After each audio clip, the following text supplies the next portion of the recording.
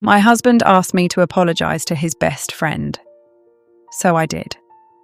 But what I exposed in her living room that day, it didn't just end my marriage, it destroyed 4 lives and uncovered something far darker than betrayal. My name is Evelyn Carter. I'm 43 years old. Until 2 weeks ago, I thought I had a good life. Not perfect, but stable, predictable, safe. I owned a small but successful pharmaceutical consulting firm based in Manchester, UK. I had 2 beautiful children, Lily, who just turned 11, and Noah, who still believed I could fix anything with a hug. And I had a husband, Daniel Carter. We'd been married for 12 years, 12 years of shared routines, inside jokes, late night talks, and the kind of quiet partnership you assume will last forever. But here's the thing, nobody tells you about betrayal. It doesn't start with chaos. It starts with comfort. Sometimes the most dangerous cracks in your life don't come with noise. They come disguised as normal. It was a Thursday evening when everything began to unravel. I remember it too clearly. The kind of clarity that only comes when your life is about to split into before and after. I'd just finished a long day at work. Back-to-back consultations, a delayed supplier issue, and a headache that had been building since noon. Manchester traffic was unforgiving that evening. Rain tapping against my windshield. Red brake lights stretching endlessly ahead of me. By the time I pulled into our driveway, I was exhausted. All I wanted was simple. Check on my kids. Eat something warm. Sit down. Breathe. But the moment I stepped inside, something felt off. Daniel was already home. That alone wasn't strange. That's what was strange, was the silence. He was sitting at the kitchen table, still, rigid, his phone face down in front of him, and that look on his face. Not tired, not stressed, annoyed, at me. He didn't even say hello. I dropped my bag slowly by the door, trying to read the room without asking the wrong question. "How was your day?" I asked, walking toward the sink. Habit, routine, marriage autopilot. He didn't answer. Instead, he said, "We need to talk." Something about the way he said it made my chest tighten. Not loud, not aggressive, just controlled, like he'd already rehearsed this conversation. I turned to face him. "Okay, about what?" He leaned forward slightly. "About Chloe." Chloe, his best friend, the woman I had trusted for over a decade, the woman who had stood beside me at birthdays, holidays, even held my daughter as a baby, and the woman who had spent the entire evening last weekend touching my husband like I wasn't even there. Disrespect rarely starts big. It starts small, repeated, until it becomes normal. That dinner party. I hadn't forgotten. Not for a second. Chloe laughing too loudly at everything Daniel said, her hand brushing his arm, again and again. At one point, her palm resting on his lower back long enough for someone else to notice and glance at me. That silent, uncomfortable glance women give each other when something isn't right. I had handled it calmly, pulled her aside. No scene, no drama, just a boundary. "Hey, I'd appreciate it if you were a little more mindful with how you touch Daniel." That's it. No insults, no accusations, just respect. And now I was standing in my kitchen being told. She was upset. I blinked slowly. "She felt disrespected," I repeated. Daniel exhaled sharply, like I was already being difficult. "Yes, she's my friend, Evelyn. She wasn't flirting." I stared at him. "Did you not see how she touched you?" "You're overthinking it," he snapped. "She's always been affectionate. You know that." No, I knew something else, but I hadn't wanted to admit it. "She felt embarrassed," he continued. "And now things are awkward. You need to fix this." I felt something shift inside me. Not anger, not yet. Something quieter, colder. "You want me to apologise?" I asked. "Yes." Just like that. No hesitation, no consideration, just yes. And in that moment, everything became clear. Not the affair, not yet, but something deeper, more dangerous. When someone asks you to shrink your truth, to protect someone else's comfort, pay attention. And I looked at my husband, really looked at him, and for the first time in 12 years, I felt like I didn't know him at all. But I smiled, softly, calmly. "Okay," I said. "I'll apologise." He blinked, surprised, relieved. He even smiled, pulled me into a hug like everything was solved. "Thank you," he whispered. "This means a lot." I didn't hug him back. Not really. Because while his arms were around me, my mind was already somewhere else, planning, connecting dots, replaying moments I had ignored, dismissed, excused. That night, I didn't sleep. I lay beside my husband in the dark, staring at the ceiling, listening to the slow rhythm of his breathing, peaceful, unaffected, as if nothing had happened. As if he hadn't just asked me to apologise to another woman for protecting my marriage. Daniel fell asleep within minutes. He always did, as that used to comfort me. That night, it disturbed me, because it told me something I hadn't fully accepted yet. He wasn't thinking about me, not the way I thought about him. I turned slightly, watching the faint outline of his face in the dim light. And that's when the memories started replaying. Not loudly, not dramatically, just quietly, like pieces of a puzzle I had been avoiding. The late night messages, the way his phone would light up, and he'd smile to himself. If I asked who it was? Just Chloe. Casual, dismissive. Screen tilted away from me. Conversation changed instantly. At the time I told myself, don't be that woman, don't be insecure, don't create problems where there aren't any. So I ignored it. Then there was his voice. Soft, relaxed, different, whenever he spoke to her. A version of him I didn't always get anymore, as I had labelled it comfort, familiarity, 15 years of friendship.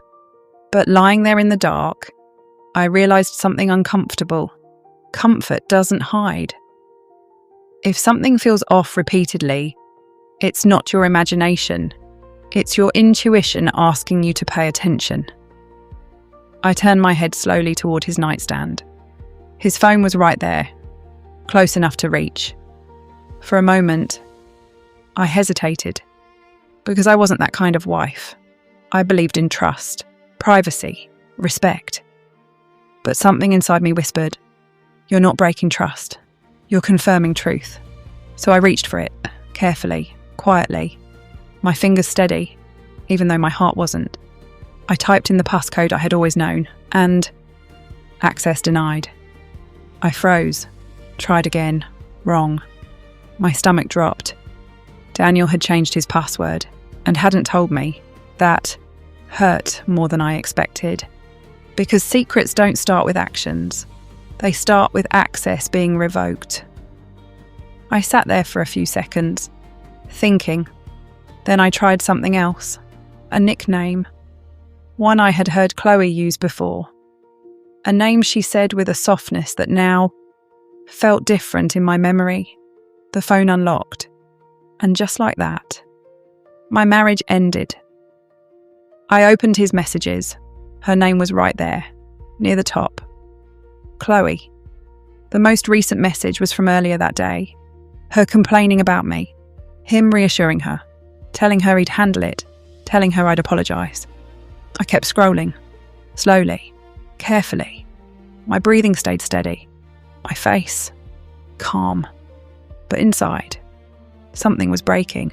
Because what I saw wasn't friendship. It was intimacy. The kind that didn't belong to me anymore. Messages throughout the day, morning, afternoon, night, calls, voice notes, Inside jokes I had never heard. Conversations that felt private, personal, exclusive. He spoke to her more than he spoke to me, checked on her more, confided in her more. And then I found it. A message from 3 months ago. A night I remembered clearly. Noah's school performance. He had been late, said traffic was bad. I had saved him a seat, smiled when he arrived, held his hand during the show, took a picture of him carrying Noah afterward, thinking, this is what a good life looks like.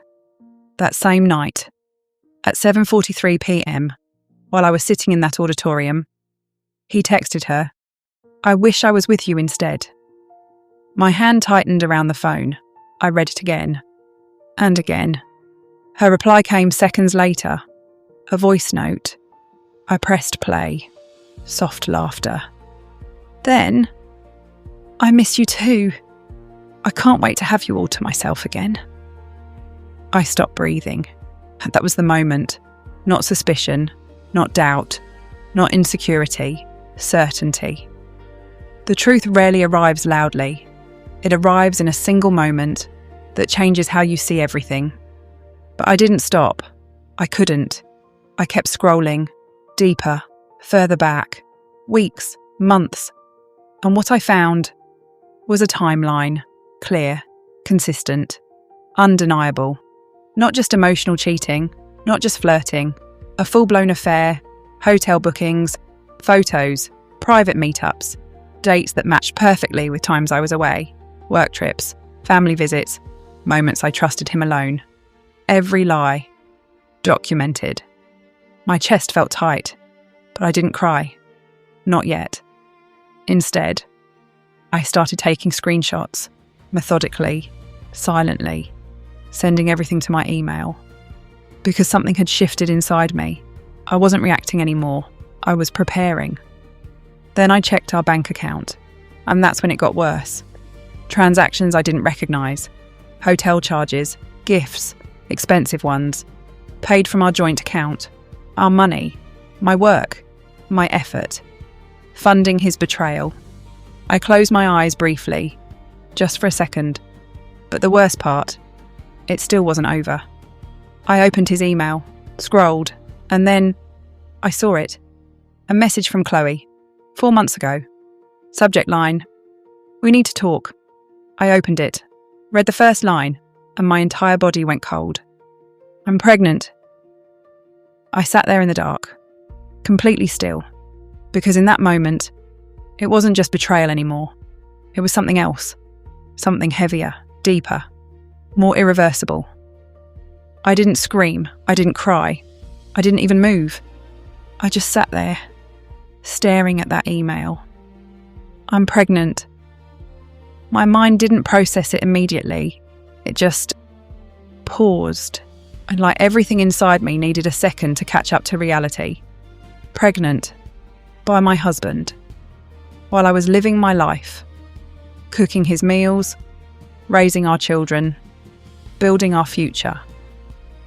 And then I kept reading, because at that point, there was no turning back. Her message was emotional, panicked, uncertain, talking about timing, fear, what this would mean. His response, cold, controlled, practical. We'll handle it. I'll send you the money. That was it. No confusion, no hesitation, no guilt. Like it wasn't a life. Like it wasn't a betrayal layered on top of betrayal. Just a problem to solve. I felt something inside me crack. Not loudly, not dramatically. Just a quiet, irreversible shift. Sometimes closure doesn't come from a conversation. It comes from seeing someone clearly, without excuses. I kept going, scrolling, searching, confirming. And there were receipts, transactions, clinic payments, dates that aligned perfectly. They had handled everything, quietly, efficiently, while I lived beside him, completely unaware. I finally put the phone down, carefully, exactly where I found it. Then I lay back beside my husband, in the same bed, under the same blanket. And for the first time in my life, I felt completely alone while lying next to someone. His arm shifted in his sleep, draped over me, out of habit, comfort, routine. I didn't move. I didn't react. Because that touch, it meant nothing anymore.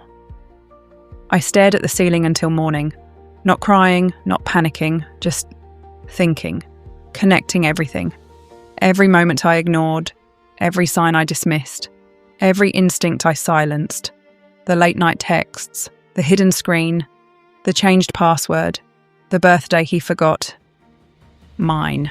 But not hers. That memory hit me hard. 2 weeks before my birthday, he bought her a gold bracelet, carefully chosen, thoughtful, intentional. My birthday, he forgot, completely. Didn't remember until our daughter mentioned it, and I had accepted it, smiled, moved on. Because I loved him, because I trusted him, because I didn't want to overreact.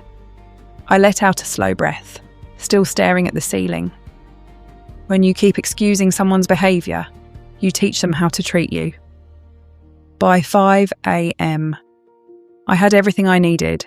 Proof, timeline, evidence, not suspicion, not guesses, facts. And that's when something changed inside me completely. I stopped being the wife and became the woman who was about to take her life back. But I didn't confront him, not immediately, because emotional reactions, they give people time to lie, to manipulate, to twist the narrative. I needed control, clarity, precision. So I made a decision. I would do exactly what he asked. I would apologise, but not in the way he expected. That morning I got out of bed like everything was normal. Walked into the kitchen, made coffee. He came downstairs 30 minutes later, fresh, relaxed, unaware. "You're up early," he said. "I couldn't sleep," I replied calmly. Then I looked at him, softly, carefully. "I've been thinking about what you said." He paused, interested. "I think you're right," I continued. "I may have overreacted." His entire face changed, relief, instant. "I want to apologise to Chloe," I said. He smiled, actually smiled, like a man who had just won something. "Really?" he asked. "Yes," I said gently. "I want to fix things." He stepped closer, pulled me into a hug. "Thank you," he said. "Oh, that means a lot." I stood there in his arms, completely still, because what he didn't know was, this wasn't about fixing anything. This was about ending everything. "I'll reach out to her," I added. "Maybe this weekend." "Saturday works," he said quickly. "She'll be free." Of course she would. I nodded. "I'll message her." He left the house that morning, happy, light, carefree, probably calling her the moment he got into his car, telling her she's going to apologise. I waited until he was gone. Then I sat down on the couch, alone. And for the first time, I allowed myself to feel it. Not the anger, not yet. The betrayal, the depth of it. But I didn't stay there long, because I had work to do. That day, I started preparing, organising everything, printing messages, saving records, and building a timeline so clear there would be no room for denial. This wasn't going to be a fight. It was going to be an exposure. And I knew exactly where it would happen. Her house, in front of everyone who mattered. Because if they were bold enough to betray me in secret, they would face the truth in public. Later that day, my phone buzzed. A message from her, Chloe. "Hey, Evelyn. Daniel said you wanted to talk. I think that's a great idea. I'd really love for us to clear the air. Maybe come over tomorrow?" I stared at the message for a moment, then smiled slightly. She had no idea. I typed back, "That works perfectly. See you tomorrow." And just like that, everything was set. Tomorrow, I would walk into her house and walk out of my marriage. Saturday afternoon, 2 p.m. I remember the exact time, because some moments in life don't just happen, they mark you. I sat in my car outside Chloe's house, engine off, hands resting calmly on the steering wheel, not shaking, not nervous, just still. It's strange, the calm that comes right before everything changes. Not peace, not comfort, clarity. Because by that point, there was nothing left to figure out. I had the truth, and the truth doesn't need emotion, it just needs to be revealed. When you have the truth, you don't need to raise your voice, you just need to stand in it. I stepped out of the car, walked up to the door, knocked once.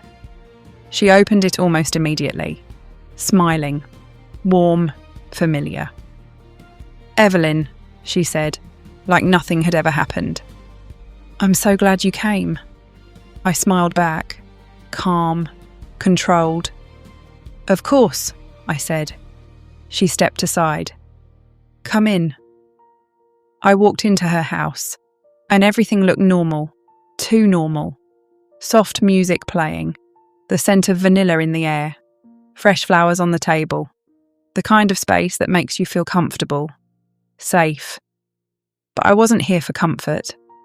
I stepped into the living room, and that's when I saw him. Daniel, sitting there, relaxed, a drink in his hand, like this was just another casual afternoon. For a second, he froze. Not dramatically, just a slight shift, a flicker of something behind his eyes. Surprise. He hadn't expected me that early, but he recovered quickly. Of course he did. "Hey," he said casually. "Didn't know you'd be here so soon."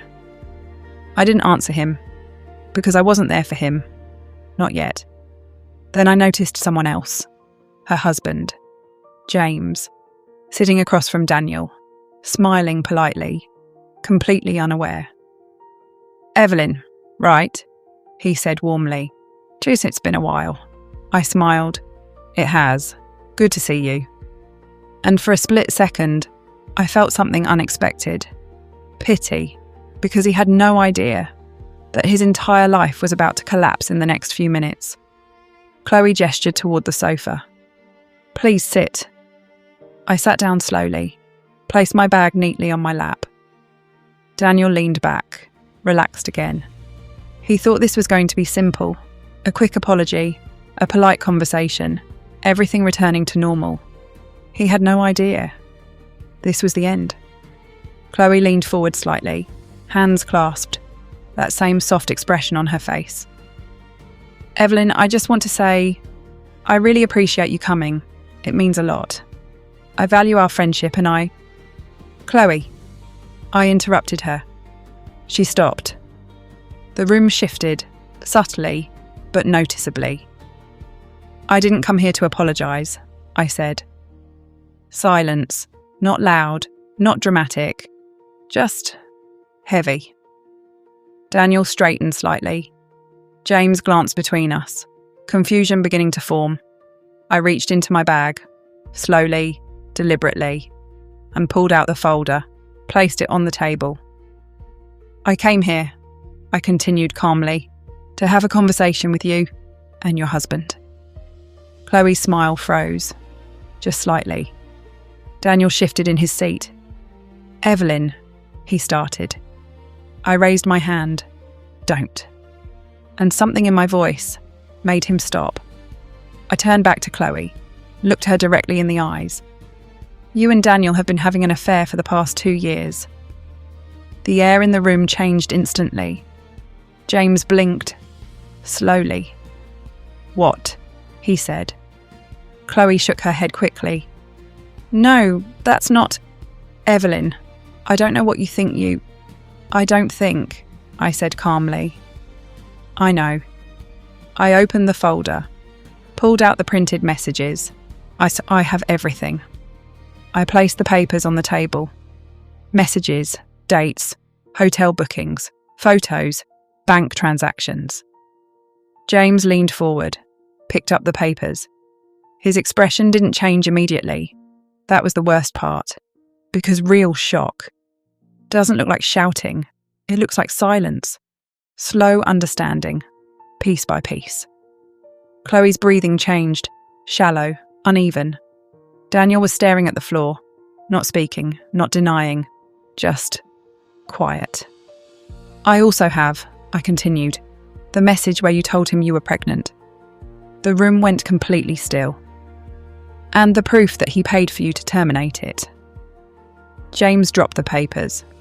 Not dramatically, just let them fall, like his hands couldn't hold the weight anymore. Chloe started crying. Evelyn, please. We can talk about this privately. No, I said. My voice steady, unshaken. There is nothing private about what you've done. I looked at her, really looked at her. I trusted you. My voice didn't break, but something inside it shifted. You were in my home, around my children, sitting at my table, knowing exactly what you were doing. She sobbed harder, but I wasn't done. I turned to Daniel. He finally looked up at me, and in his eyes, I saw it. Not love, not remorse, relief. Relief that it was over, that he didn't have to hide anymore, and that was the final confirmation I needed. When someone is only sorry after they're exposed, they're not sorry for hurting you. They're sorry they got caught. Daniel, I said quietly, our marriage is over. Chloe gasped. James didn't move. I'll be filing for divorce, I continued. Then I looked at both of them. What, and since you clearly chose each other, over everything else? I paused, let the words settle. You can have him. Silence. I'm not fighting for a man who was never truly mine.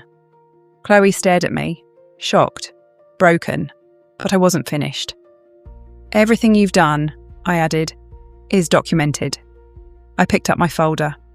And it will be handled legally. Daniel stood up suddenly. Evelyn, please, just listen. No, I said, calm, final. I've listened long enough. I turned toward the door and walked out. No shouting, no drama, just truth and the sound of everything behind me falling apart. I didn't run. I didn't look back. I just walked. Step by step. Down her driveway, past my car, and into a silence that felt heavier than anything I had ever experienced. Because when you walk away from betrayal like that, you don't feel strong immediately. You feel empty.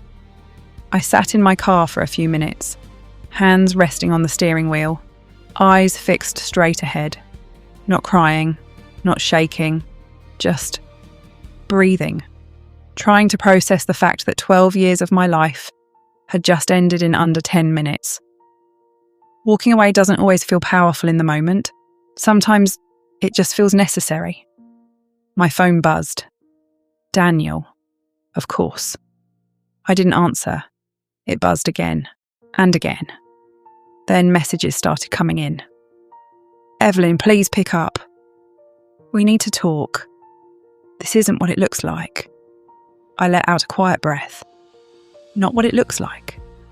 I had evidence, dates, messages, proof. But still. He thought he could talk his way out of it. That's the thing about people who lie for a long time. They start believing their words can rewrite reality. I turned my phone to silent, placed it in my bag, restarted the engine, and drove home. But something felt different, not just emotionally, physically. A dull pressure behind my eyes, a strange heaviness in my chest. I assumed it was stress, shock, adrenaline wearing off. So I ignored it. That night, I barely ate, barely spoke. Lily noticed first. Mum, are you okay? I forced a small smile. I'm fine, sweetheart. But she didn't look convinced. Children always know, even when you think you're hiding it well. Noah climbed onto the couch beside me, rested his head on my shoulder. I'll protect you, Mom, he said quietly. And that That almost broke me. Sometimes the people you think you're protecting are the ones who end up protecting you. That night I went to bed early, but sleep didn't come easily. My head felt heavy. My body off. Around midnight, I woke up suddenly, disoriented, my heart racing, my vision slightly blurred. I sat up slowly, trying to steady myself. "Okay, you're just stressed," I whispered. But deep down, something didn't feel right. The next morning, I forced myself to go to work. Routine, structure, normalcy. I needed something to hold on to, but halfway through the day, everything changed. I was standing at my office desk, reviewing a document, when suddenly, the words stopped making sense. They blurred together. My head started pounding, sharp, intense. I reached for the edge of the desk. "Evelyn," one of my staff called. I tried to respond, but no words came out, just silence. And then, my legs gave out. Everything went dark. When I woke up, I was in a hospital. White ceiling, soft beeping sounds. That sterile smell that instantly tells you something is wrong. As my mother was sitting beside me, holding my hand tightly. "Evelyn," she whispered, "you're okay." My children were there too. Lily's eyes red from crying, Noah clinging to her arm. "What happened?" I asked weakly. "You collapsed at work," my mother said. "They brought you in immediately." I tried to sit up, but my body felt heavy, like it didn't fully belong to me. A doctor walked in moments later, tall, calm, serious. "Mrs. Carter," he said, taking a seat beside me. "We've run some tests." Something in his tone made my chest tighten. "There are substances in your system," he continued carefully. My mind slowed. "Substances," I repeated. He nodded. "A sedative compound." The room went quiet. "Not in a way that suggests a one-time intake," he added. My heart started pounding again. "What do you mean?" I asked. He held my gaze. "'Cause it appears to have been administered. Gradually." Silence. Heavy. Uncomfortable. Over several weeks. My mother gasped softly. Lily went still. Noah didn't understand, but he felt it. And me? I felt something cold settle deep in my chest, because suddenly, everything made sense. The headaches, the fatigue, the moments I felt off. I had blamed stress, work, life. But it wasn't that. It was something else. Something deliberate. The doctor leaned forward slightly. "I need to ask you something directly," he said. I swallowed. "Is there anyone who could have been putting something in your food or drink?" The question hung in the air. And for a moment, I almost said no. Because even after everything, even after the betrayal, even after the affair, there was still a part of me that didn't want to believe he could go that far. But before I could answer, a small voice spoke. "Mom!" I turned. Lily was looking at me, tears in her eyes, hands shaking slightly. "There's something I need to tell you." And in that moment, everything inside me froze, because I knew whatever she was about to say was going to change everything. "Mom!" Lily's voice was small, unsteady, but there was something else in it, something that made my heart drop instantly. Fear. Real fear. I turned fully toward her, ignoring the doctor, ignoring everything else in the room. "What is it, sweetheart?" I asked gently. She hesitated, looked at my mother, then back at me. Tears filled her eyes, but she didn't look away. "I didn't know if I should tell you," she said. My chest tightened. "Tell me what?" I asked softly. She swallowed, her fingers gripping the edge of her sleeve. "I saw Dad put something in your coffee." The world went silent. Not quiet. Silent. Like everything had been pulled out of the room at once. My breathing slowed. Too slow. "What do you mean?" I asked, even though, deep down, I already knew. "I saw him do it," she said again. "More than once." My mother covered her mouth.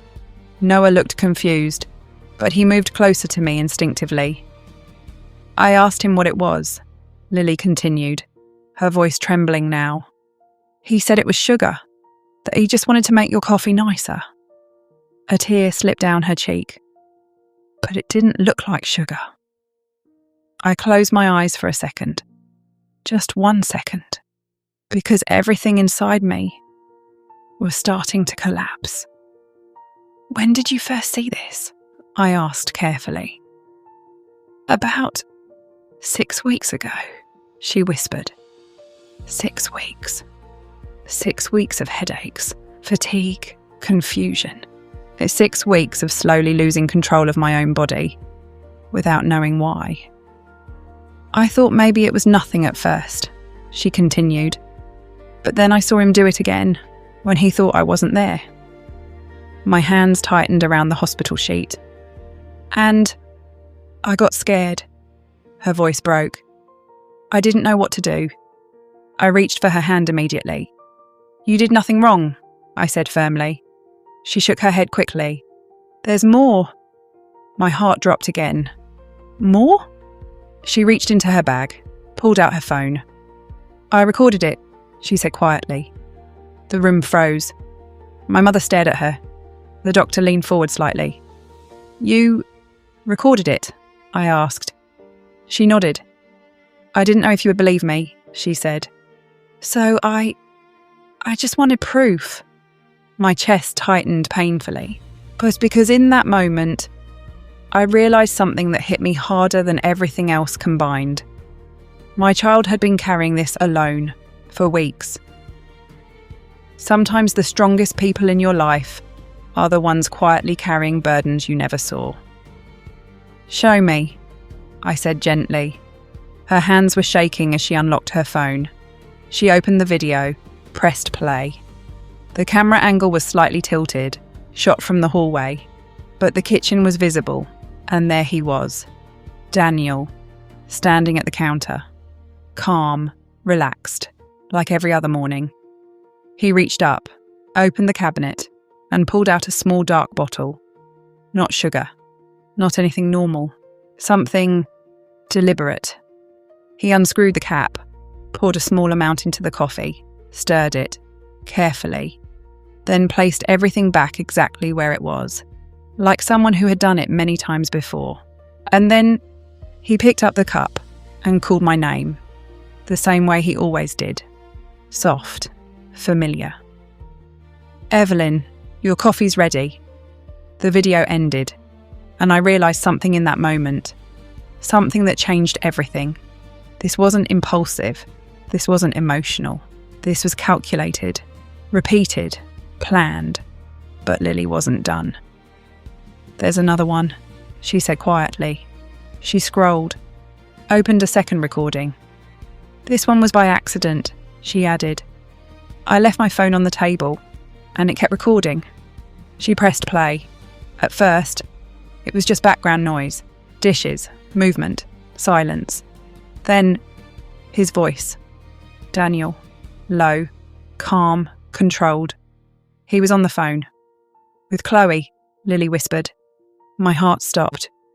Her voice came through clearly. "How much longer do we have to do this?" she asked. "I'm tired of waiting." Daniel's response? Cold, precise. "And it takes time," he said. "You can't rush it." I felt my fingers go numb. "The goal isn't to hurt her," he continued. A pause. "The goal is to make her look unstable." The room went completely still. "Once her behaviour starts changing," he went on, "and people notice, we move to the next step." My breathing became shallow. Then we petitioned to have her declared mentally unfit. My mother broke down beside me, but I couldn't move. I couldn't react. because I needed to hear the rest. Chloe's voice came again. And once that happens, everything transfers, right? Daniel answered immediately. Yes. No hesitation, no guilt. Her inheritance alone is over 3 million, he added. My heart slammed against my chest. Once we have legal control, her firm, her assets, everything becomes ours. Silence. Then Chloe laughed softly. Just make sure she doesn't figure it out. Daniel's response was calm, certain. She won't. A pause. She trusts me completely. The recording ended, and the silence that followed was the loudest thing I had ever heard in my life. Because in that moment, everything became clear. The affair was never the worst part. It was just the beginning. No one spoke. Not me. Not my mother. Not even the doctor. Because what could you say after hearing something like that? It wasn't just betrayal anymore. It was a plan. A calculated, deliberate, cold plan to take my life apart piece by piece. And the most terrifying part, he had almost succeeded. I turned slowly toward Lily. She was watching me, carefully, like she was waiting for my reaction, waiting to see if she had done something wrong. I reached for her immediately, pulled her into me, and held her tightly. You did everything right, I whispered into her hair. Do you hear me? She nodded against my shoulder, still crying. You saved me. And I meant it. Because if she hadn't spoken up, if she hadn't recorded that video, if she had stayed silent just a little longer, I don't know where I would be right now. Sometimes truth can feel so heavy, but silence can be dangerous too. I lifted my head slowly, looked at the doctor. I need you to contact the police, I said. My voice didn't shake, not even slightly, because something inside me had shifted completely. Fear was gone. In its place, resolve, the kind that doesn't come from anger, but from survival. My mother reached for my hand, tightly. Are you sure? She whispered. I looked at her, then at my children, and I nodded. Yes, because this wasn't just about me anymore, as it was about them. The doctor stepped out to make the call. I asked my mother for my phone. She handed it to me immediately. There was only one person I needed to call, my lawyer. Margaret Hayes, she answered on the third ring, calm, sharp, efficient. I need you, I said. And within seconds, her tone changed. What happened? I told her everything. The affair, the confrontation, the hospital, the test results, and finally, the recordings. She went silent for exactly 2 seconds. Then she said something that changed everything. This is no longer a divorce case. I closed my eyes slowly. This is criminal. By the time she arrived at the hospital, everything was already in motion. The recordings were reviewed, carefully, twice. She didn't react emotionally, but I saw it, that slight tightening of her jaw, that controlled stillness, in the look of someone who understood exactly how serious this was. Evelyn, she said finally, this is attempted poisoning and conspiracy to commit financial fraud. The words hung in the air, heavy, final. Both of them are involved, she added. I nodded slowly, because I already knew, but hearing it out loud made it real in a different way. This changes everything, she continued. And it did, because in that moment, Daniel stopped being my husband and became a defendant. The police arrived that evening. Detective Laura Bennett, straightforward, focused, no nonsense. She sat beside my bed, notebook in hand. Mrs. Carter, she said, I need you to walk me through everything. And I did. Every detail, every moment, from the first suspicion to the confrontation to the hospital. Then she turned to Lily. and I felt my chest tighten again. But Lily, she didn't hesitate. She told the truth. Clearly, bravely, explained what she saw, when she saw it, why she stayed quiet, and when she finished. The detective nodded slowly. "You did the right thing," she said. Simple, but powerful. Then she watched the recordings, both of them, without interruption, without expression.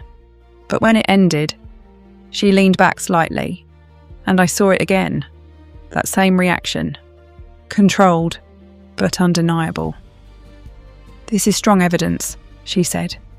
My lawyer nodded. "It's more than strong." The detective looked at me. "We're going to move quickly on this," she said. And something about the way she said it made me believe her. Meanwhile, Daniel had no idea. He was somewhere out there, living his life, and completely unaware that everything he had built his plan on was collapsing. He had said it himself. "She trusts me completely." That was his foundation. That was his mistake.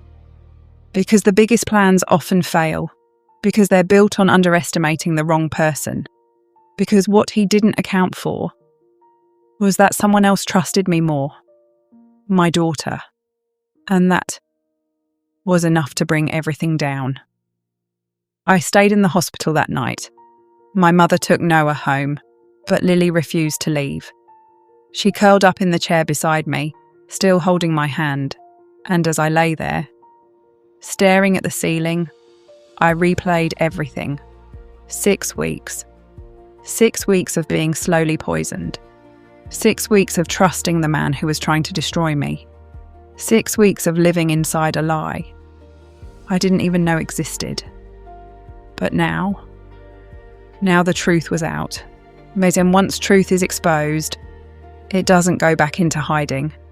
It moves forward, and it takes everything with it. I closed my eyes that night with one thought.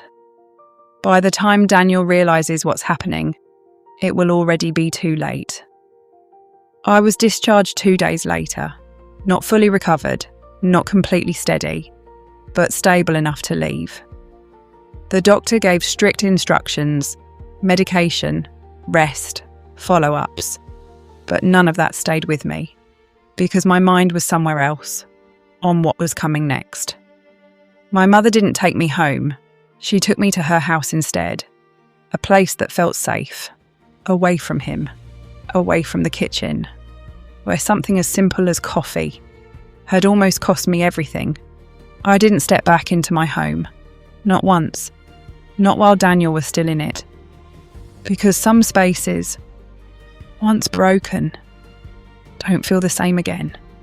Protecting your peace sometimes means walking away from places you once called home. Tuesday morning, everything began. Daniel was served, divorce papers, at the house. I wasn't there, but I heard about it later. The confusion, the disbelief, because in his mind, he still thought he had time. Time to explain, time to manipulate, time to fix it. He didn't realise that time had already run out. That same day, he was called in for questioning, not as a witness, as a suspect. And that's when reality started catching up to him, because there's something about sitting in a room, across from a detective, with evidence already on the table, that strips away illusion. He couldn't charm his way out, couldn't explain it away, couldn't twist the narrative, because the truth was already documented, recorded, and waiting. As by Thursday, formal charges were filed: attempted poisoning, conspiracy to commit financial fraud. And Chloe, she was named too, not as a bystander, but as a co-conspirator. I didn't make any announcements, didn't call anyone, didn't post anything. I just lived quietly, took care of my children, focused on healing, and let the truth do what it always does: spread. Because court records, they're public, and people talk. Within days, everyone knew. Friends, colleagues, neighbours, people who had sat in my living room, shared meals with us, smiled at us as a perfect couple. Now, they knew the reality behind it. You don't have to defend the truth. Given time, it speaks for itself. Daniel's job suspended him immediately, then terminated him. Just like that. The man who once sat across from me, confident, in control, now unemployed, under investigation, and completely exposed. Chloe's world didn't collapse instantly. It unravelled, quietly, client by client, call by call. Projects suddenly on hold, emails unanswered, because reputation is everything. And once it's stained like that, it doesn't recover easily. Her husband, James, he filed for divorce within the same week. No arguments, no hesitation, just finality. And I understood that. Because once you see the truth clearly, there's nothing left to negotiate. The legal process moved forward, slow, precise, unavoidable. Divorce on one side, criminal case on the other. Two separate paths, leading to the same destination. Accountability. I returned to work the following week, not because I felt ready, but because I needed to. I needed something that was still mine, still stable, still real. Or my work. That was something no one could take from me. Not anymore. 6 months later, the divorce was finalised, just like that. 12 years, reduced to paperwork. But here's the thing. I didn't cry. Not then. Because I had already grieved the marriage. Before it officially ended, what I felt instead was something else. Peace. Not fragile. Not forced. Real. The kind that comes from knowing you faced the truth and survived it. Full custody of my children. My business. Fully protected. My inheritance. Untouched. Everything he tried to take. Still mine. When you stand in your truth, you don't lose everything. You lose what was never truly yours. But the criminal case? That took longer. Because justice moves slowly. But when it moves, it's undeniable. And Daniel, he was about to learn that the hard way. The courtroom felt colder than I expected. Not physically, but emotionally. Like a place where stories are stripped down to facts, and feelings don't matter unless they can be proven. I sat quietly in the second row, hands folded in my lap, back straight. Not nervous, not afraid, just present. Because this wasn't about revenge, it was about truth. And truth doesn't need performance. Across the room, Daniel sat beside his lawyer, suit pressed, posture controlled, trying to look like the same man he used to be. But he wasn't. Not anymore. Because once people see you clearly, there's no going back. He glanced at me once. Just once. And in that moment, I saw something I hadn't seen before. Fear. Real fear. Not of losing me, but of losing everything else. Chloe sat a few seats away, not beside him, not even looking at him, because by then, whatever they thought they had was gone, completely. Things built in secrecy rarely survive exposure. The case didn't drag on. It didn't need to, because the evidence was undeniable. The video. Daniel at the kitchen counter, pouring something into my coffee, clear, deliberate, repeated behaviour. Then the audio. His voice. Calm, calculated. Explaining the plan, not guessing, not implying, stating it. And then the medical reports confirming everything, that something had been building in my system. Over weeks, not an accident, not a mistake, a process. And finally, Chloe. She took the stand, and for a moment, the room shifted, because this was it, the insider, the person who knew everything. She looked different, not polished, not confident, just tired, defeated, And when she spoke, she told the truth, not partially, and not carefully, completely. She confirmed everything: the affair, the plan, the conversations, the intention to make me appear unstable, the strategy to gain control over my assets, even the pregnancy, everything. And in that moment, I realised something. She wasn't protecting him. She was protecting herself. People who betray others for personal gain rarely stay loyal when consequences arrive. Daniel didn't look at her, not once, because whatever illusion they had built together had collapsed, and all that remained was truth. When it was his turn, he pleaded not guilty. Of course he did, because admitting the truth would mean accepting the reality of what he had done. But the truth doesn't change just because someone refuses to accept it. The trial was short. There was no room for doubt, no missing pieces, no alternative explanation, just facts, clear, cold, final. The verdict came on a Thursday morning. I remember the silence in the room, the way everything seemed to pause for just a second, as if the world itself was waiting. Guilty. The word echoed, not loudly, but powerfully. Guilty on all counts. And just like that, it was over. Daniel closed his eyes briefly, not in shock, but in realisation, because deep down, he had always known. The sentencing followed shortly after. 4 years. For attempted poisoning. 3 years. For conspiracy. To run concurrently. 4 years total. 4 years.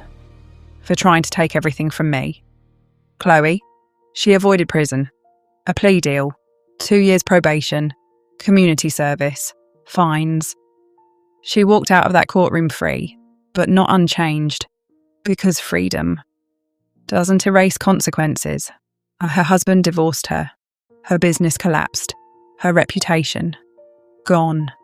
And unlike Daniel, she had to live with it. Out here. Every day. As for me, I didn't celebrate. Didn't feel victorious. Because this was never about winning. It was about surviving. And I had. Justice isn't always about feeling good. Sometimes it's just about things being set right. I walked out of that courtroom quietly. No drama. No speeches. Just closure.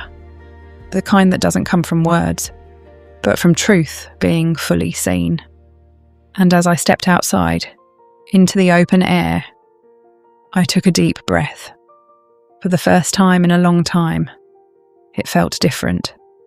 Lighter. Not because everything was perfect, but because everything was real again.